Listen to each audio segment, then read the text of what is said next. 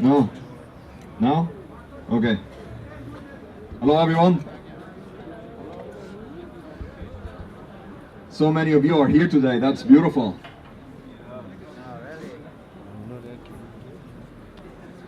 Last year, the politicians, just like this. Last year, the politicians in Sweden have put the last nail in the coffin of Sweden as a humanitarian superpower with the new asylum laws. Not only have they decided to make residence permits for refugees temporary, increasing their anxiety and their insecurity, and damaging integration,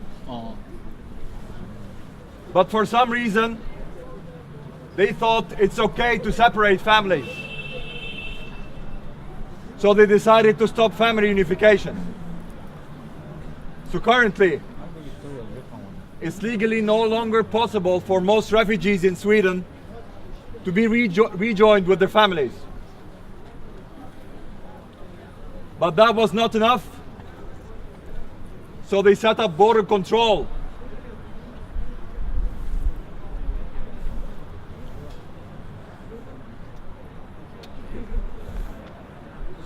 So they set up border control.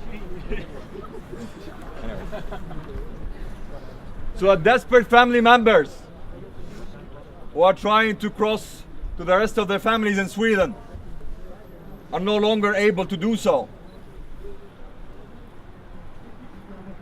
But today, I want to shed light on another aspect,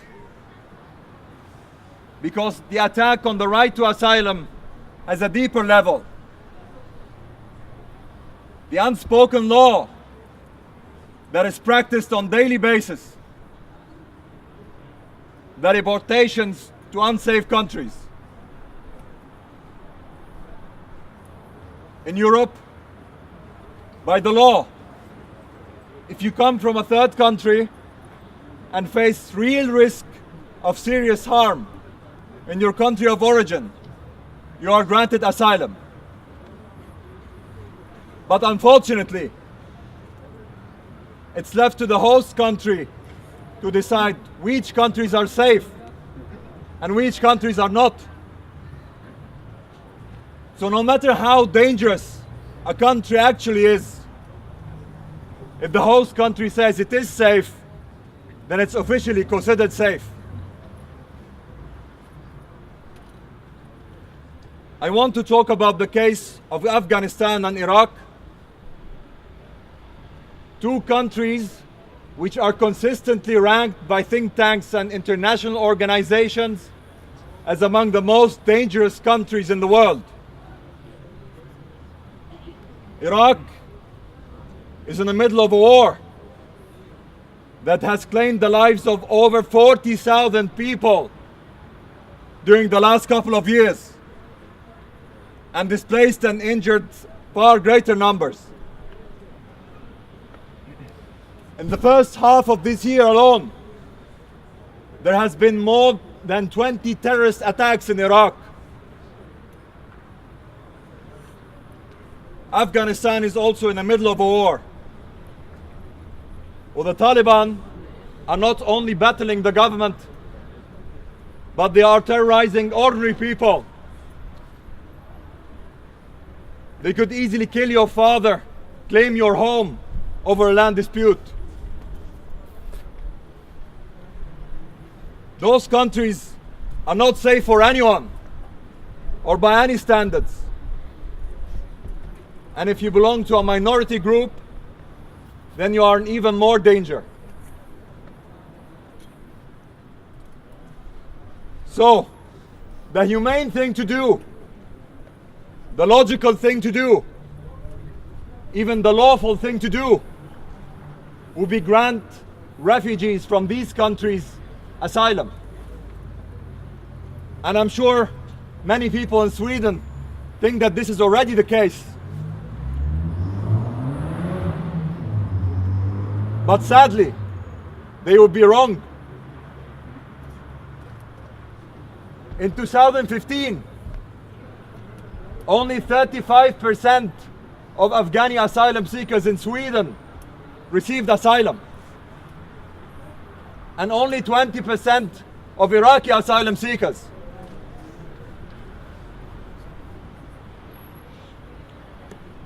I heard from a friend of mine recently about a story of an Iraqi boy who was an asylum seeker here in Sweden. Then he got a deportation order. My friend was trying to help him stay in Sweden, but unfortunately he failed and was eventually returned back to Baghdad. 2 days after the Baghdad bombing took place, killing over 300 people and injuring hundreds more. So that's it. By the swipe of a pen, the politicians and the migration authorities here in Sweden have the power to possibly sign the death of a human life. They live in their sheltered existence, then have the nerve to say that these countries are safe. Safe for whom? And by whose standards? By their standards? Would they consider these countries safe for themselves to live in? Would they consider these countries safe for their families to live in? For their children to live in? No, of course not. There's something especially evil and disgusting about opening your door for someone who is running for their life. Give them a false sense of hope for a safe life. Know their circumstances and the extent of danger they are facing.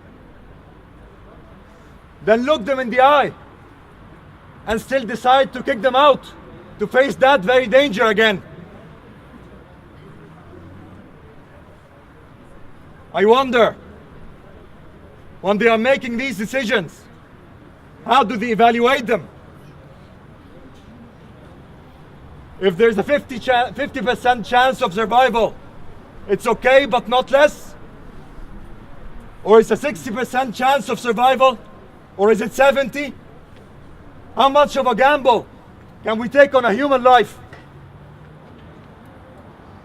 I tell them, if you are into gambling, go to a casino. Don't play roulette with the lives of human beings. So when you see us angry, we are angry for a reason. When we say we cannot stand this, we say we cannot stand it for a reason. And when we choose to fight, we fight for a reason. We will not lose hope.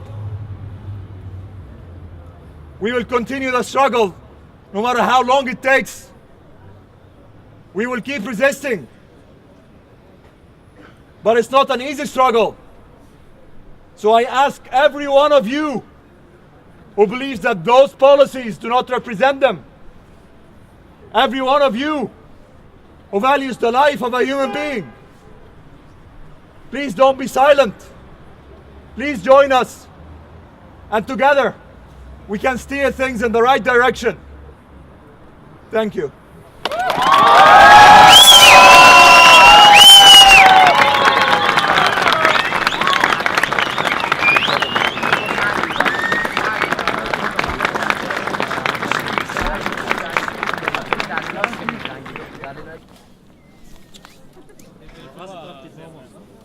Gamble.